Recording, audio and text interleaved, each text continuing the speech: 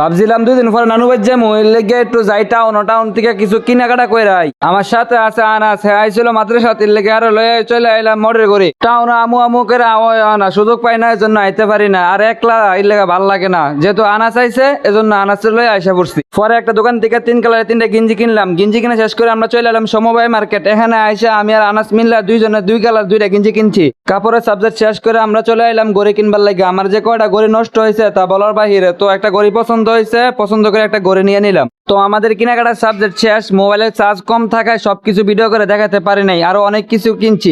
অনেকক্ষণ ঘোরাফেরার কারণে আমরা 2 বেটার পেটে এমনি দেখিতে লাগিয়ে গেছে, এজন্য আমরা 2 বেটা হালকা পাতলা নাস্তা করতে চলে আসলাম। প্রথমে 2 জনে 2 প্লেট বেলপুরি খাইলাম, তারপর চলে আসলাম চটপটি খাইতে। এখানে চটপটি আমার কাছে ভালো লাগে না, তার জন্য আনাসের জন্য 1 প্লেট চটপটি নিলাম। 2 জন অনেকক্ষণ যেহেতু ঘোরাফেরা করলাম, শরীরের থেকে অনেক ঘাম ঝরছে, এজন্য 2 গ্লাস 2 জনে আখের রস খাইলাম। সো টাউনে আমাদের সব কাজ কমপ্লিট, এজন্য আমরা একটা রিক্সা নিয়ে বাসার উদ্দেশ্যে রওনা দিলাম। সো আজকের ভিডিওটা এতটুকুই। সবাই ভালো থাকবেন, আল্লাহ হাফেজ।